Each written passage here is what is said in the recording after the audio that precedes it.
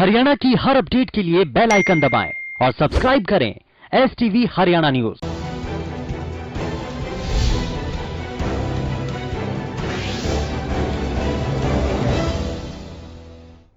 नमस्कार, आप देख रहे हैं फटाफट हरियाणा और मैं हूं आपके साथ शुभेंदु सिंह।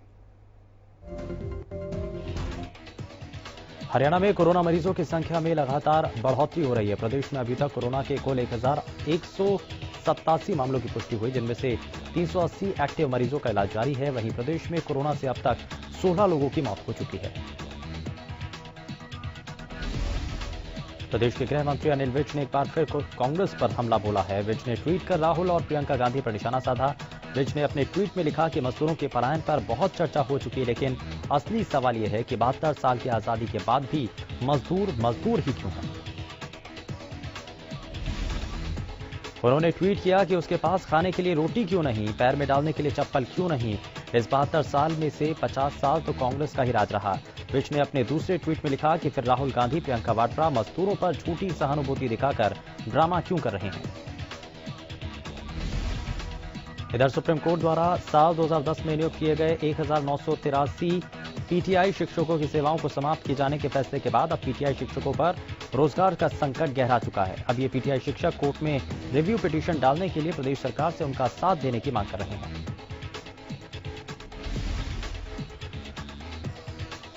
हरियाणा शारीरिक शिक्षा अध्यापक संघ के एक प्रतिनिधिमंडल ने आज बीजेपी के प्रदेशाध्यक्ष सुभाष बराला से मुलाकात कर एक ज्ञापन सौंपा और सरकार से अपनी शक्तियों का इस्तेमाल करते हुए उनकी सेवाओं को सुरक्षित रखने की मांग की। सुभाष बराला ने ज्ञापन स्वीकार करते हुए उन्हें आश्वासन दिलाया कि वो उनकी मांग को सरकार के सामने रखेंगे। बराला ने बताया कि कांग्रेस के शासनकाल में पीटीआई शिक्षकों की भर्ती हुई थी।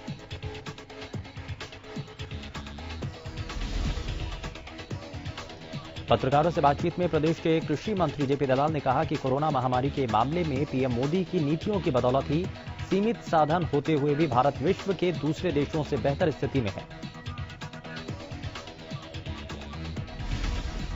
कृषि मंत्री ने बताया कि जहां पहले सरसों की खरीद के 400 केंद्र थे, वहीं अब की बार इनको बढ़ाकर 1850 किया गया है, जिससे प्रदेश में 8.25 लाख मीट्रिक टन सरसों की खरीद हुई।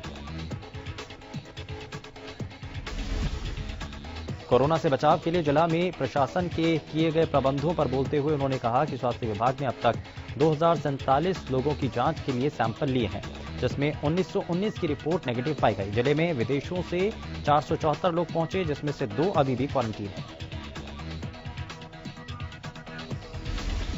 इस दौरान कृषि मंत्री जेपी दलाल ने यह भी बताया कि लॉकडाउन के दौरान प्रशासन ने सामाजिक संस्थाओं की मदद से जिले में 32,948 लोगों को सूखा राशन के पैकेट वितरित किए। कांग्रेस के राष्ट्रीय प्रवक्ता रणदीप सिंह सुरजेवाला ने आज एसडीएम कार्यालय गोहला के समक्ष धान बंदी को लेकर सांकेतिक धरना दिया। इस दौरान बीजेपी पर जमकर बरसते हुए सुरजेवाला ने कहा कि बीजेपी सरकार कैथल और कुरुक्षेत्र से दुश्मनी निकाल रही है। उन्होंने कहा कि बीजेपी और जेजेपी एक ही थाली के चट्टे बट्टे हैं और ये लोग किसानों को तबाह कर रहे हैं।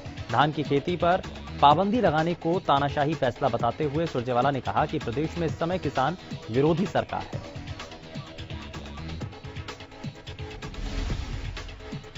इधर जननायक जनता पार्टी के संरक्षक अजय सिंह चौटाला आज बागड़ा में कार्यकर्ताओं से रूबरू हुए और इस दौरान उन्होंने कहा कि कोरोना जैसी विपरीत परिस्थितियों में सरकार ने किसानों की फसलों की खरीदारी की है। प्रदेश में कहीं भी न बारदाने की कमी आई और न ही उठान की। वहीं मजदूरों के मुद्दे पर कांग्रेस को घेरते हुए उन्होंने कहा कि राजनीति करने वाले तो राजनीति ही करेंगे, लेकिन अगर काम करने की सोच होती तो आज ये हालात ना होते।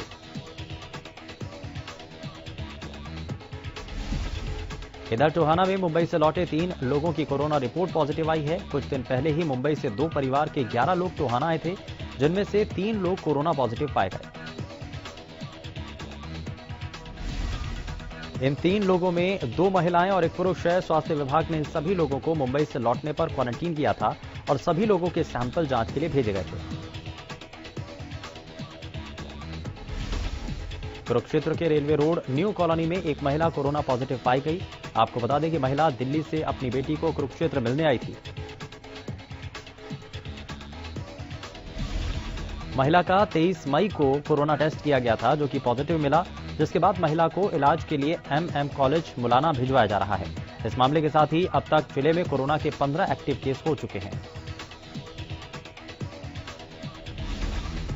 करनाल में एक व्यक्ति पर दिल्ली की ट्रैवल हिस्ट्री छुपाने के आरोप में मामला दर्ज किया गया। दरअसल करनाल के चमन गार्डन से 2 दिन में एक ही परिवार के 7 कोरोना पॉजिटिव मरीजों की पुष्टि की गई।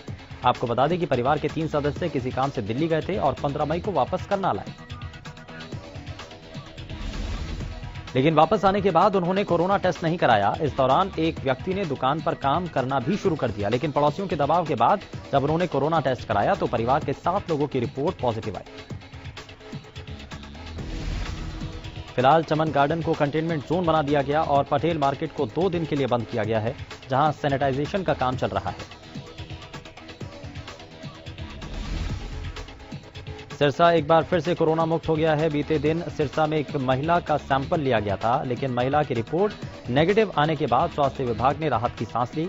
जानकारी दें कि जिले में अब तक 9 पॉजिटिव केस मिले थे और सभी 9 केस ठीक हो चुके हैं। स्वास्थ्य विभाग ने सिरसा वासियों को एहतियात के तौर पर सतर्क रहने की सलाह दी है। सिरसा के CMO डॉक्टर सुरेंद्र नैन ने बताया कि सिरसा जिले के अभी तक 2020 केस ट्रेस हो चुके हैं, जिनमें से 723 लोग अपना 28 दिन का क्वारंटीन पूरा कर चुके हैं। लॉकडाउन के बीच अपने घरों के लिए पैदल जाने वाले मजदूरों के लिए सोनीपत प्रशासन सामने आया। मजदूरों को उनके घरों तक पहुंचाने के लिए प्रशासन हर संभव कोशिश कर रहा है। दरअसल राय के नेशनल हाईवे से श्रमिकों का काफिला अपने घरों की ओर जा रहा है। वहीं प्रशासन की सहायता के बाद मजदूरों के चेहरे पर खुशी की लहर है। मजदूर प्रशासन और सरकार का धन्यवाद कर रहे हैं। प्रवासी मजदूरों को लगातार उनके गृह जिलों में भेजने का काम किया जा रहा है, लेकिन उधर तावड़ू के शेल्टर होम में ठहरे प्रवासी श्रमिकों का आरोप है कि प्रशासन पिछले 9 दिनों से उन्हें घर भेजने का आश्वासन दे रहा है, लेकिन अभी तक उन्हें घर नहीं भेजा गया। इसी को लेकर नाराज प्रवासी श्रमिकों ने खाना खाने से इनकार कर दिया, जिसके बाद ड्यूटी मजिस्ट्रेट ने मौके पर पहुंचकर प्रवासियों को समझाया।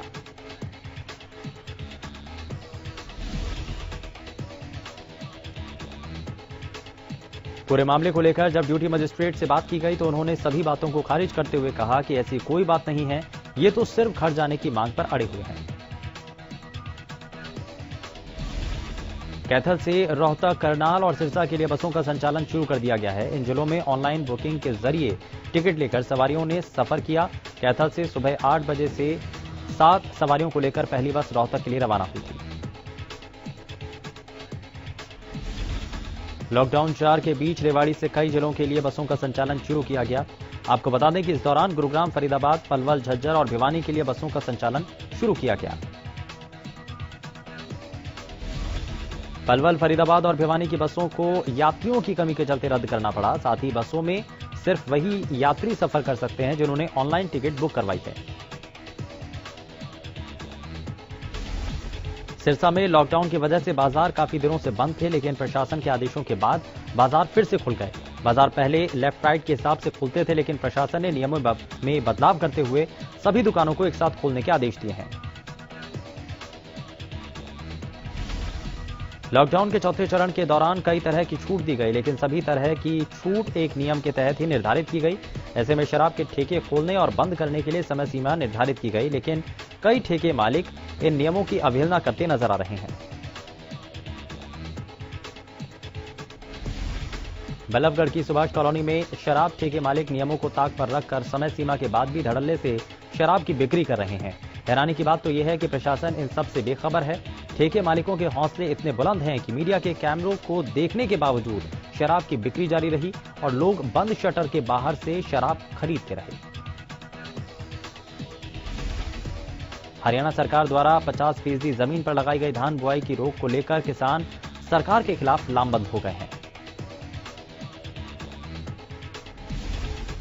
किसानों का कहना है कि धान की बुआई न करने का फैसला सरकार किसानों पर थोप रही है, वो इस फैसले को नहीं मानते।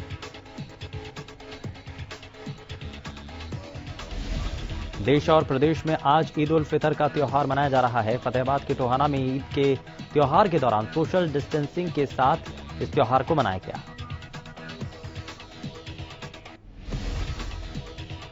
आज देश भर में ईद का त्योहार बड़े ही हर्षोल्लास के साथ मनाया जा रहा है, लेकिन इस बार कोरोना जैसी महामारी के चलते सभी मस्जिदों में सन्नाटा पसरा रहा। अंबाला में मुस्लिम समाज के लोगों ने ईद के मौके पर नमाज अदा करने के बाद पुलिसकर्मियों के साथ ईद का त्योहार मनाया। लोगों का कहना है कि ये लोग इस महामारी में हमारी सेवा में डटे हैं, ऐसे में इस समय ये लोग ही हमारे रिश्तेदार हैं। वहीं पुलिस कर्मचारियों ने भी मुस्लिम समाज को ईद की मुबारकबाद दी। फरीदाबाद में कोरोना महामारी के चलते ईद के त्योहार पर मस्जिदों और ईदगाहों में इस बार सामूहिक रूप से नमाज अदा नहीं की गई। इधर करनाल कुंजपुरा पटाखा फैक्ट्री में हुए धमाके में एक मजदूर की मौत हो गई। बताया जा रहा है कि यह धमाका इतना जबरदस्त था कि इससे फैक्ट्री की दीवार टूट गई। धमाके के चलते फैक्ट्री में आग लग गई थी, जिसे फायर ब्रिगेड की गाड़ियों ने मौके पर पहुंचकर बुझाया और बाकी मजदूरों को बचाया गया। रादौर के अमलोहा गांव में एक 11 साल के बच्चे की करंट लगने से मौत हो गई। आपको बता दें कि रूपांश घर पर अकेला था और चलते कूलर से पानी निकाल रहा था। इसी दौरान बच्चा कूलर की चपेट में आ गया और करंट लगने से बेहोश हो गया, जिसके बाद परिजन मौके पर पहुंचे और बच्चे को अस्पताल ले जाया गया, जहां डॉक्टरों ने बच्चे को मृत घोषित कर दिया। पानीपत में एक नया मामला सामने आया, जहां दो नाबालिग भाइयों का पंखे के नीचे सोने को लेकर विवाद हो गया। झगड़े के दौरान दोनों एक दूसरे का गला दबाने लगे, जिसमें एक की मौत हो गई। पूरे मामले को लेकर पुलिस अधिकारी अतर सिंह ने बताया कि दोनों बच्चे एक साथ सो रहे थे, तभी पंखे को लेकर झगड़ा हुआ और इसके चलते ही दोनों ने एक दूसरे का गला दबा दिया, जिसमें एक बच्चे की मौके पर मौत हो गई।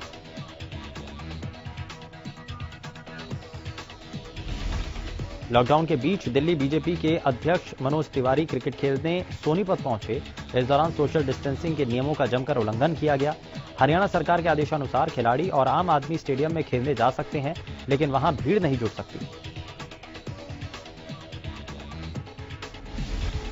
लेकिन बावजूद इसके मनोज तिवारी शेखपुरा गांव के क्रिकेट एकेडमी में भीड़ के बीच पहुंच गए और यहां पर उन्होंने बिना मास्क और सोशल डिस्टेंसिंग का ध्यान न रखते हुए क्रिकेट खेला। गौरतलब है कि इस क्रिकेट मैच का वीडियो सोशल मीडिया पर वायरल हो रहा है।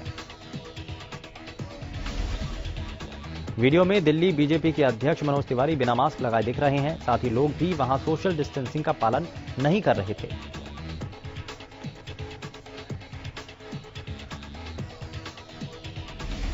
और यहां रुक रहे हैं एक छोटे से ब्रेक के लिए।